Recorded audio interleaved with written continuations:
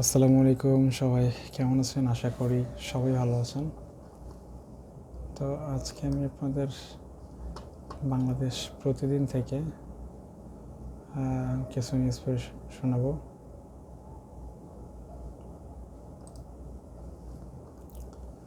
জানুয়ারিতে ঢাকা করাচি সরাসরি ফ্লাইট চালুর সম্ভাবনা।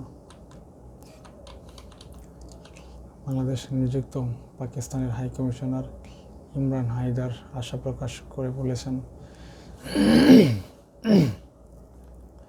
ঢাকা করাচি সরাসরি ফ্লাইট আগামী জানুয়ারিতে শুরু হওয়ার সম্ভাবনা রয়েছে। রবিবার ঢাকার রাষ্ট্রীয় অতিথি ভবনে প্রধান উপদেষ্টা অধ্যাপক মোহাম্মদ ইউনূসের সঙ্গে সৌজন্য সাক্ষাৎ করেন পাকিস্তানের হাইকমিশনার। এ সময় তিনি এই আশা প্রকাশ করেন।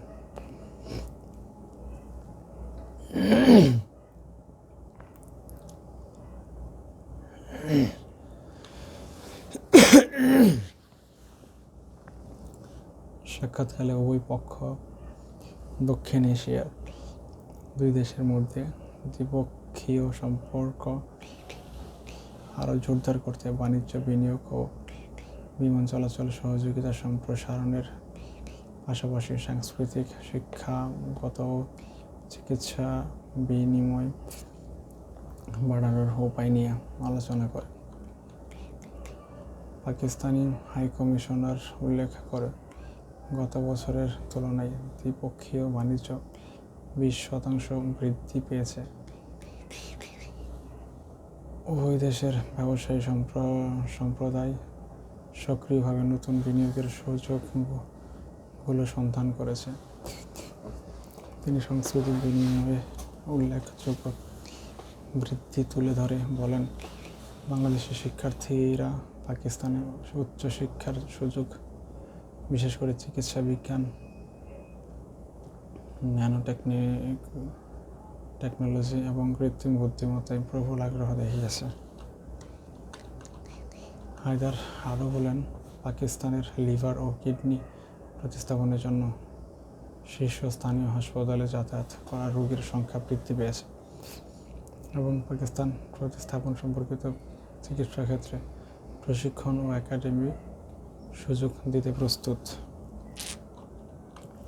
প্রধান উপদেষ্টা প্রফেসর ডক্টর ইউনূস দুই দেশের মধ্যে ক্রমবর্ধমান মিথস্ক্রিয়াকে স্বাগত জানান এবং সার্ক সদস্য দেশগুলোর মধ্যে সফর বৃদ্ধির পাশাপাশি সংস্কৃতি, শিক্ষাগত জনগণের মধ্যে বিনিময়ের উপর গুরুত্বারোপ করেন।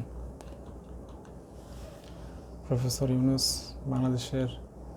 বাংলাদেশ পাকিস্তান বাণিজ্য আরও জোরদার করার প্রয়োজনীয়তার উপর গুরুত্বারোপ করেন এবং আশা প্রকাশ করেন, হাইকমিশনার হায়দারের মেয়াদকালে উভয় দেশই বিনিয়োগ ও যৌথ উদ্যোগের ব্যবসার জন্য নতুন পথ অন্বেষণ করবে।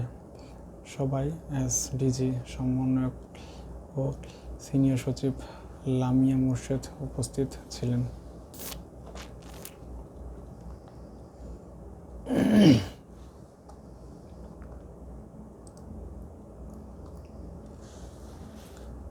প্রধান উপদেষ্টার সঙ্গে বিদায়ী সাক্ষাৎ করলেন অ্যাটর্নি জেনারেল। অন্তর্বর্তী সরকারের প্রধান উপদেষ্টা অধ্যাপক ডক্টর মোহাম্মদ ইউনূসের সঙ্গে বিদায়ী সাক্ষাৎ করেছেন অ্যাটর্নি জেনারেল মোহাম্মদ আসাদুজ্জামান। সম্প্রতি তাদের মধ্যে এই সাক্ষাৎ অনুষ্ঠিত হয়।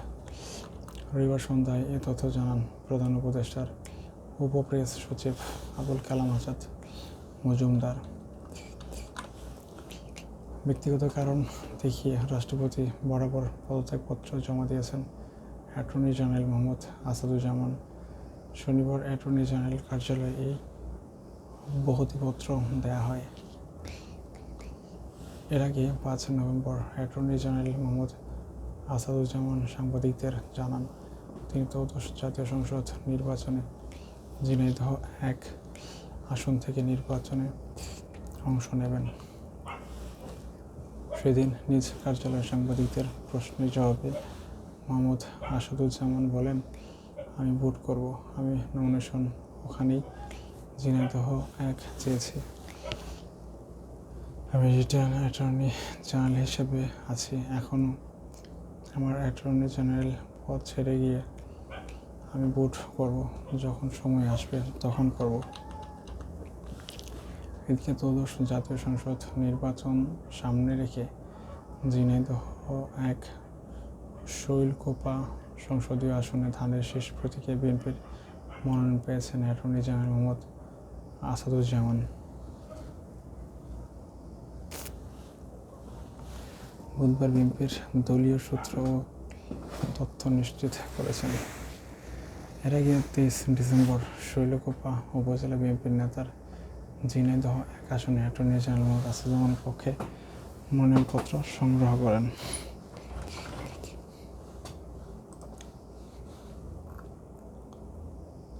সবাই যেহেতু হাঁস চাচ্ছে, তাই আমারও আপত্তি নেই। রুমিন ফারহানা। ব্রাহ্মণবাড়িয়া 2 আসনে একাধিক বিএনপি মনোনয়ন প্রত্যাশী থাকলেও জোট সমঝোতার অংশ হিসেবে আসনটি বিএনপি ছেড়ে দেয় তাদের মিত্রদল জমিয়ত উলামায়ে ইসলাম বাংলাদেশকে। ওই আসনে বিএনপির সমর্থনে প্রতিদ্বন্দ্বিতা করবেন জমিয়ত উলামায়ে ইসলাম বাংলাদেশ সহসভাপতি মাওলানা জুনায়েদ আল হাবিব।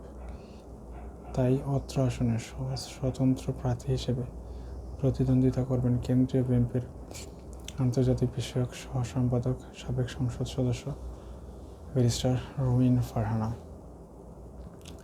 ইতিমধ্যে মনোনয়নপত্র সংগ্রহ করেছেন তিনি। বাংলাদেশ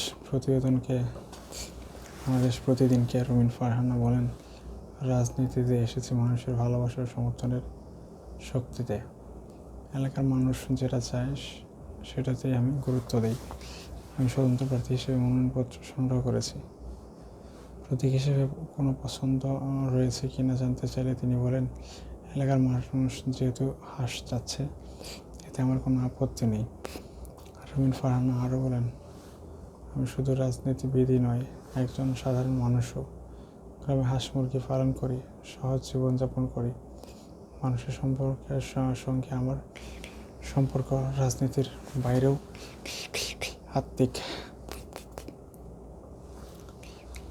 জানা গেছে আগামীকাল সোমবার ব্যারিস্টার রুমিন ফারহানা আনুষ্ঠানিকভাবে মনোনয়নপত্র জমা দেবেন সংশ্লিষ্ট অফিসে।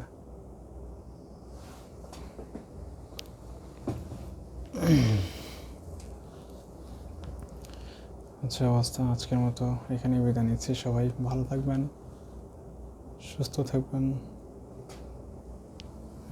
আল্লাহ হাফেজ। আসসালামু আলাইকুম রহমতুল্লাহি ওয়া বারাকাতুহু।